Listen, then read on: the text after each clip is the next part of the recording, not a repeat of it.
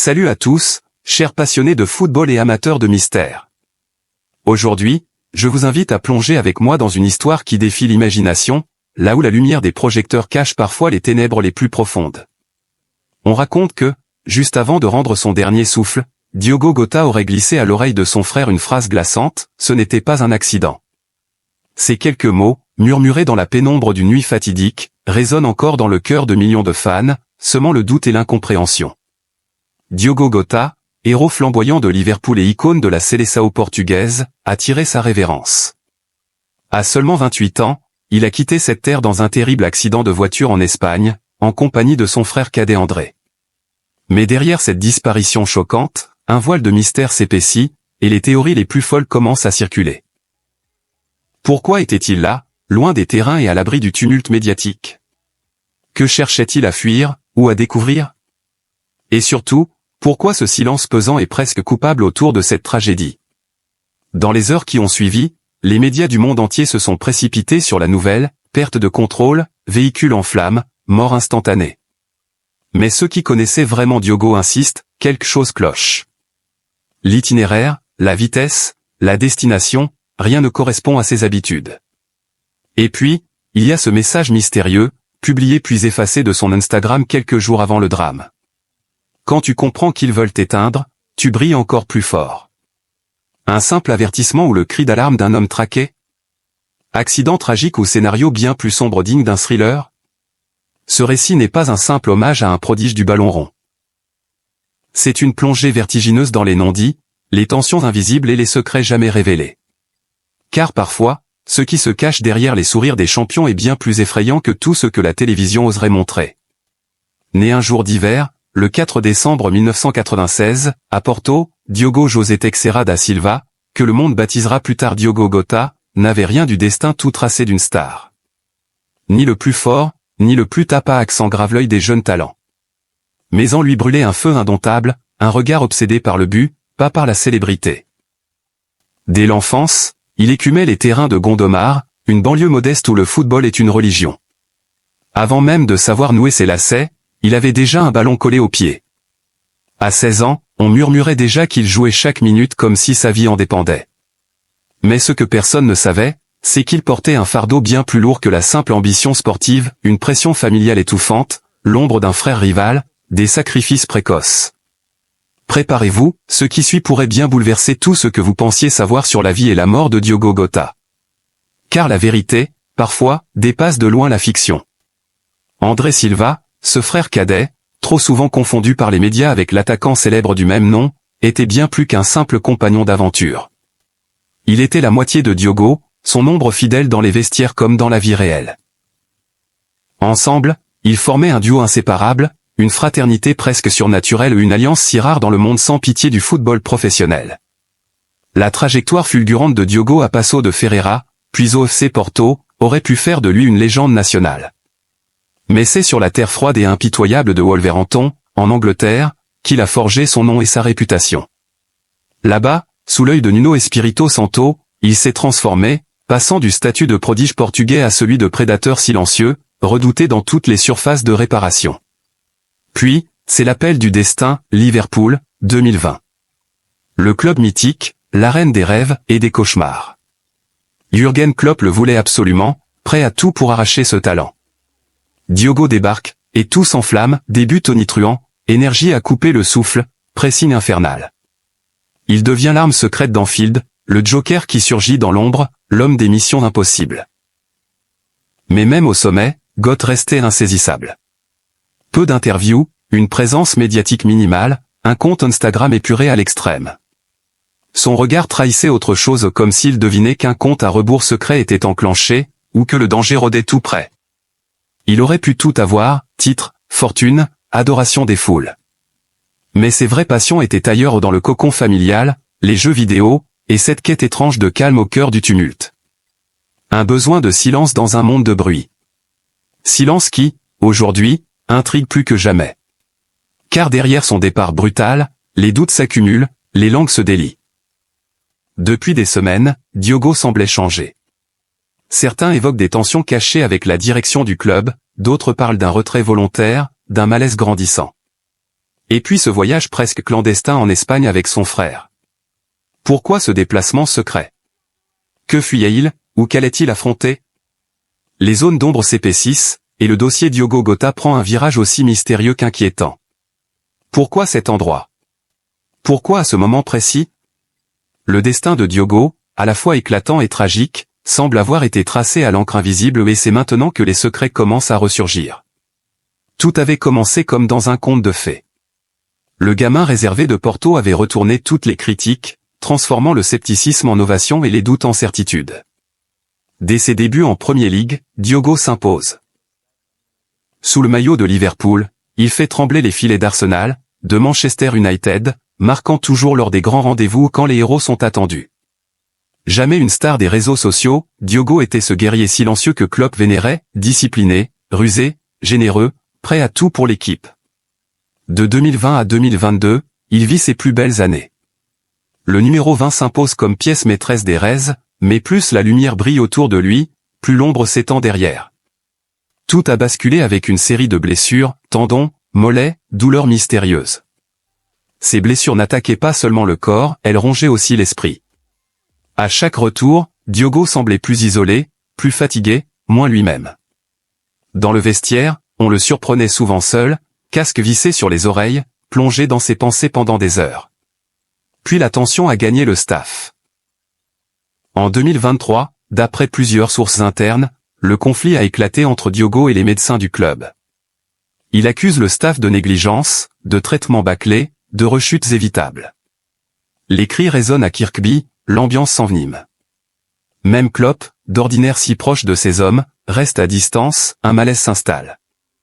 Sur le terrain, Diogo court, presse, se bat, mais le feu sacré n'est plus là. Moins de sourire, plus de rage. Dans une interview rare, il lance une phrase glaciale, « Le football peut tout te donner, et tout arracher sans prévenir ».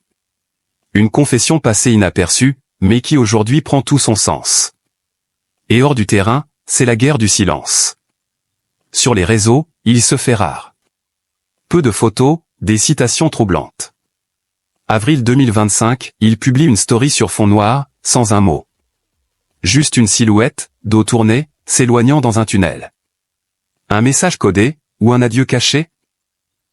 La plupart des fans y voyaient un simple symbole d'espoir, le signe d'un retour imminent. Mais la vérité, c'est que cette silhouette dans le tunnel pouvait bien cacher un adieu déguisé, un dernier message à ceux qui savaient lire entre les lignes. Ce que peu de gens imaginaient, c'est que ces derniers mois, Diogo Jota s'était rapproché de son frère André comme jamais. Une complicité étrange, presque fébrile comme s'il préparait quelque chose, ou fuyait un danger invisible. André, lui aussi footballeur, avait soudainement mis fin à sa carrière en 2024, invoquant une fatigue mentale mystérieuse. Les deux frères multipliaient les escapades discrètes, à l'écart du regard public. À Zamora, en Espagne, on les avait même repérés quelques semaines avant la tragédie, comme s'ils exploraient le terrain pour une raison connue d'eux seuls. Le 2 juillet 2025, personne n'aurait pu deviner que la voiture quittant Palacio de Sanabria ne ferait jamais demi-tour. Les premières analyses révèlent une conduite normale, vitesse modérée, aucun signe d'alcool ni de drogue. Pourtant, la voiture dévie soudainement, sans motif apparent, avant de s'embraser dans un vacarme étouffé.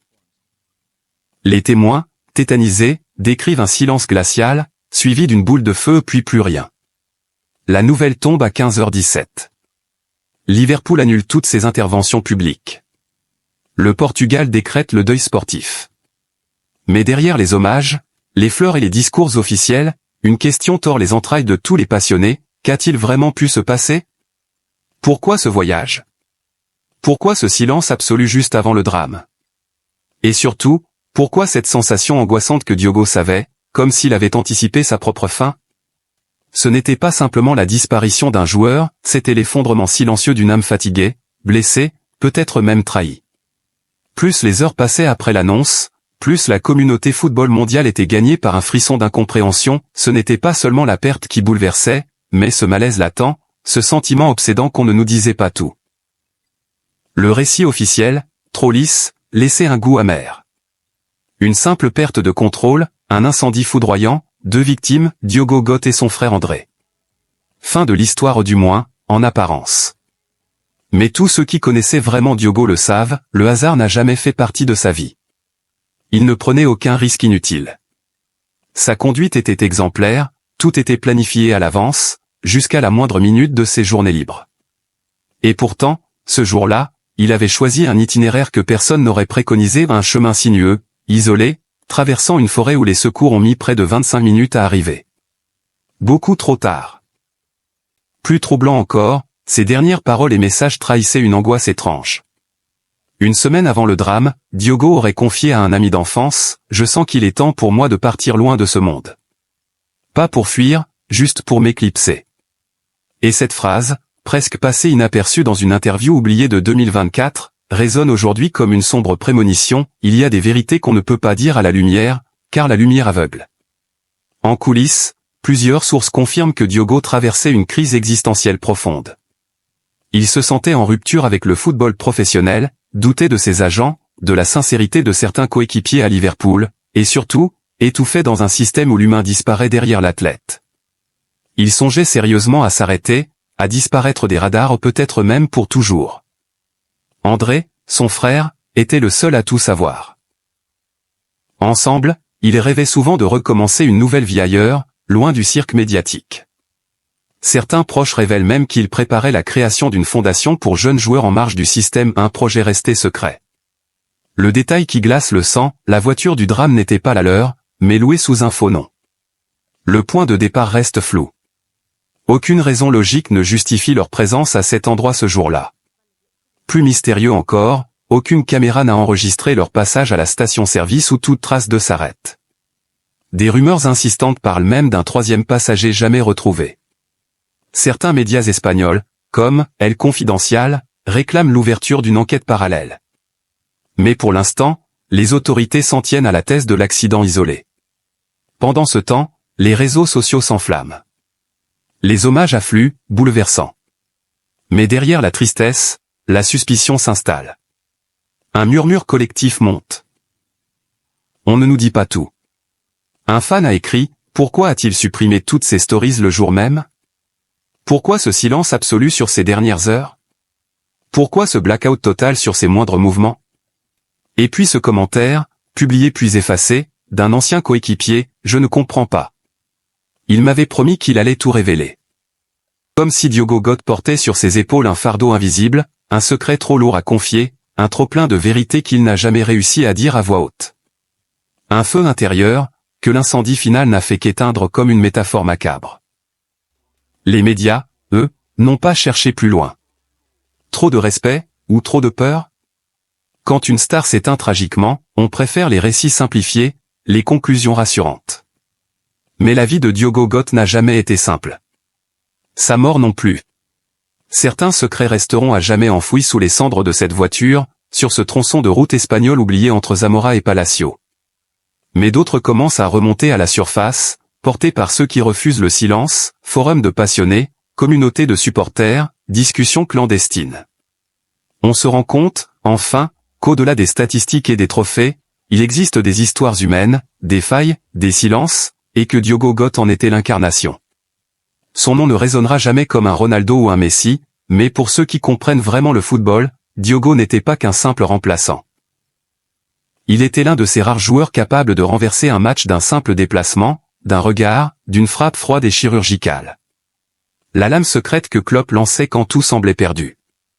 Aujourd'hui, il ne s'agit plus seulement de la perte d'un joueur. Il s'agit d'un homme qui, peut-être, portait une douleur invisible, un mal-être si profond que même les projecteurs d'Anfield ne pouvaient le masquer.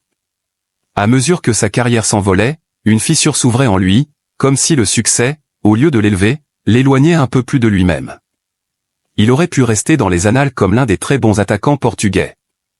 Mais son histoire, désormais, appartient à une autre légende. La disparition brutale de Diogo Gotti, enveloppée de mystère, l'a fait basculer dans une autre dimension, celle des légendes dont on chuchote le nom. Il laisse derrière lui des buts mémorables, des titres, mais surtout des questions sans réponse et un parfum d'inachevé. Qui était vraiment Diogo ? Simple joueur de talent ou artiste tourmenté sous le masque du professionnel ? Avez-vous ressenti, vous aussi, ce trouble dans ces derniers instants ? Croyez-vous à la version officielle, ou pensez-vous que tout ne fait que commencer ? Diogo ne sera peut-être jamais statufié à Anfield ou à Lisbonne. Mais il survivra dans la mémoire de ses supporters, les soirs d'hiver, un but venu de nulle part, ce regard calme d'un homme trop discret pour crier victoire. Il incarnait une génération coincée entre deux mondes, assez brillant pour marquer, trop lucide pour se perdre dans les projecteurs. Il voulait être entendu, pas seulement applaudi. Son absence laisse un vide, pas de statistiques, mais de sens. Comme si le football venait de perdre l'un de ses témoins silencieux.